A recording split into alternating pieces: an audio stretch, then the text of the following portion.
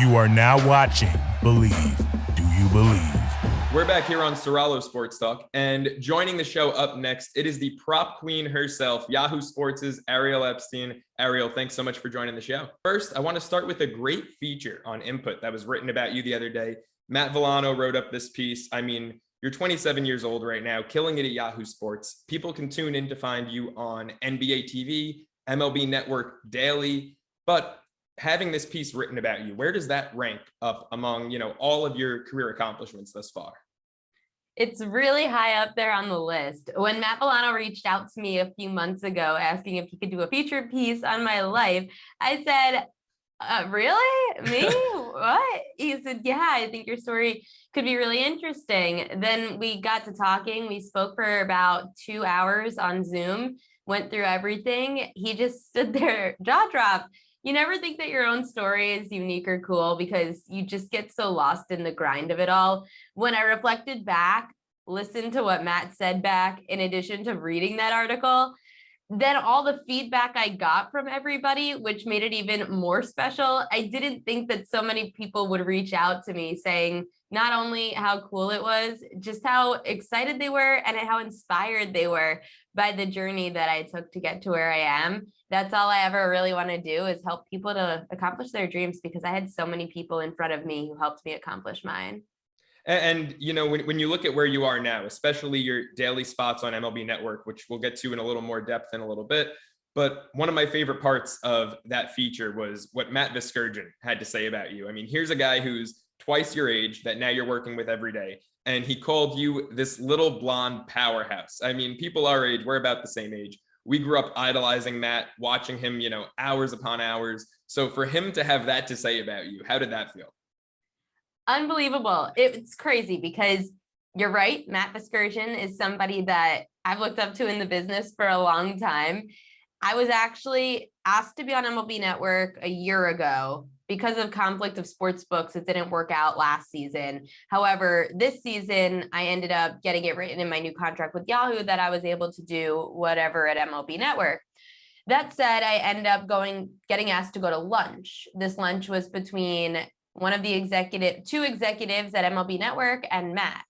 I was told, and I never spoke to Matt prior to that, I was just told that this was all about seeing if Matt and I get along in real life. We go to this restaurant called Borelli's in Secaucus, New Jersey, sit down, start talking.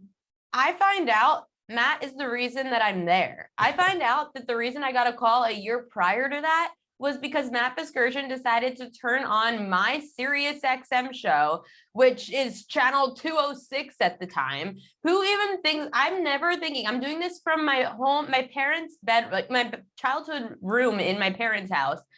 I set up a home studio in COVID. I'm recording it from 9 to 12 every day, Sirius XM channel 206, thinking I'm just going to goof around. I'm going to handicap my butt off. I'm just not assuming anybody's listening except for like the 3 people on Twitter that were reaching out to me. Apparently, Matt turned on the channel coming back from work, thought that I really knew my stuff, felt like my research was really unique. He knew I wasn't stealing it from anywhere because he didn't hear someone research the way I did before. And this was all discussed at this lunch. That to me was the craziest, or one of the craziest moments of my career, sitting across the table from Matt Vasgersian and hearing from all the executives. He went into MLB Network and said, we need to hire this girl. Unreal. Well, I mean, you're pretty legit when one of the best in the industry is going to bat for you, and not just once, but as consistently as Matt has over the past year plus. You mentioned your research, and I kind of want to dive into that process because one of my several jobs out here in LA is that I give out daily MLB props for a startup company down in San Diego. So my specialty is pitcher props. You give out your daily K prop. So I want to know, what do you specifically look into when you're doing your research? What I specifically look into for my MLB pitcher props research is for the lineups that they're facing. That's the common mistake a lot of people make, is that they look at just the pitcher themselves.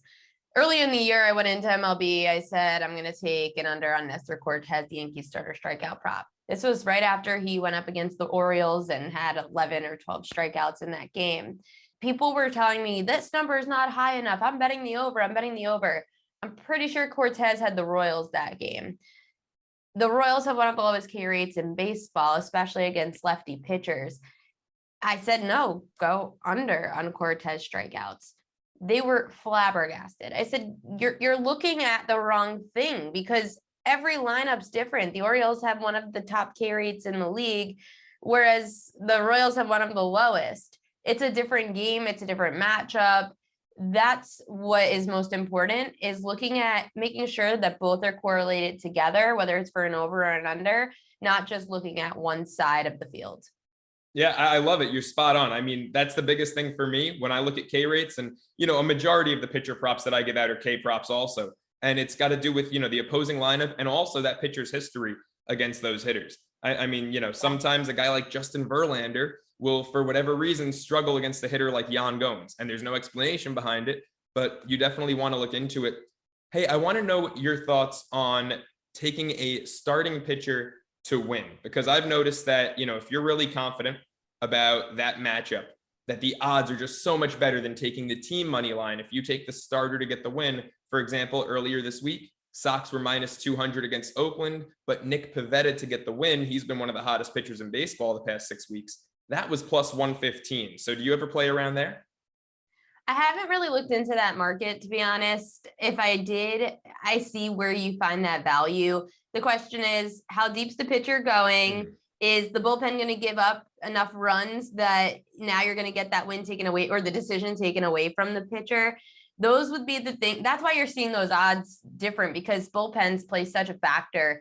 If I were to go play a pitcher's wins, that team better be top 10 in bullpen ERA. I have to trust their bullpen.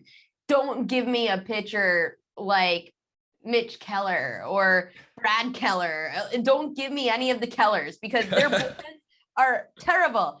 I want to make sure that I'm relying on a bullpen that's solid, that won't give up my decision, in addition to not blowing any kind of lead.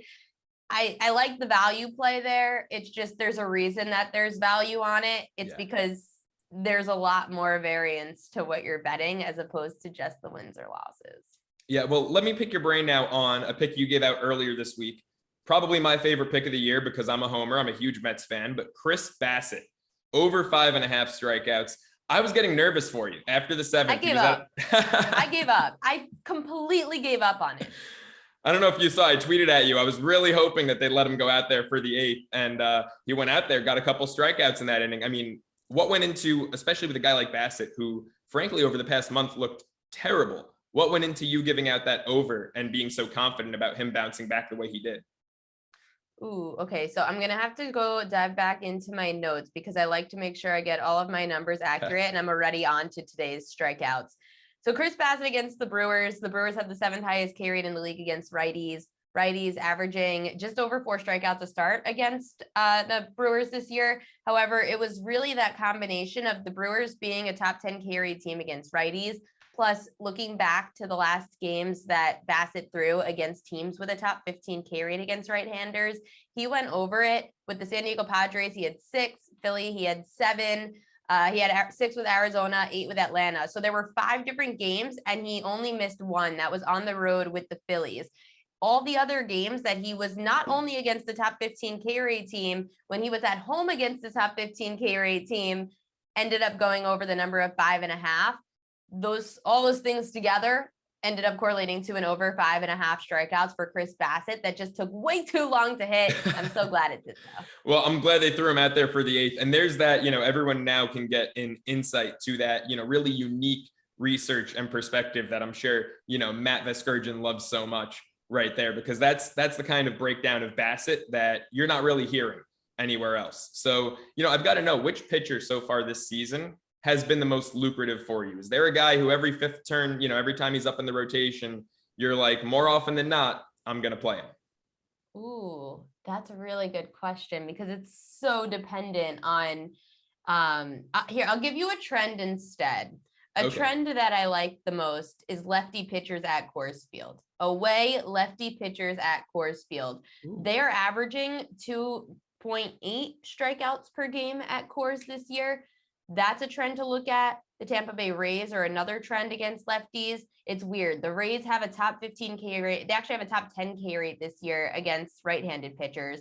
Against lefties, the Rays have the lowest K rate in baseball. Against lefty starters, they're averaging 2.5 strikeouts a game against the Rays. So that's why you've got to look to the lefties against the Rays. For the unders, you've got to look to Coors Field lefty opponents for the unders as well. I love it. People, I feel like when they take K rates, I feel like there's an overwhelming amount of overs being bet on K rates, but they don't ever really look for the value or for the edge as to when it's appropriate to take the under. So lefties at Coors Field and lefties against Tampa. I love it. Hey, let's get into game 6 of these NBA finals. It's coming up tonight. And I've got to know, what's your best bet for a potential clinching game here for the Warriors? I'm taking the Warriors on the money line, plus 150. I have been riding the Warriors this entire NBA finals, and it's to my detriment, also to my success. It's basically a 40% chance of winning kind of deal when you look at all the numbers together. That's giving me plus 150. It's just that it doesn't make sense. The number is off.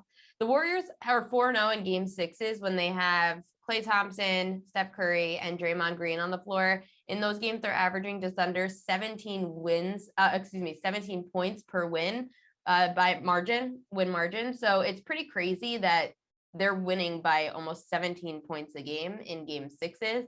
A lot of that, it's attributed to Klay Thompson, who's averaging 26 points per game 6 in his career. That also leads me to an over on a points prop for Klay Thompson. I like the over on Klay Thompson points. I like the Golden State Warriors to win. Their defense has been great. Their defense has figured out the Boston Celtics. The Warriors are the better team. They have the better player. They have more experience. They have that. They just have one of the most lethal starting lineups out there, especially with the death lineup. The death lineup with Draymond Green essentially playing at center is just so tough for anybody to figure out.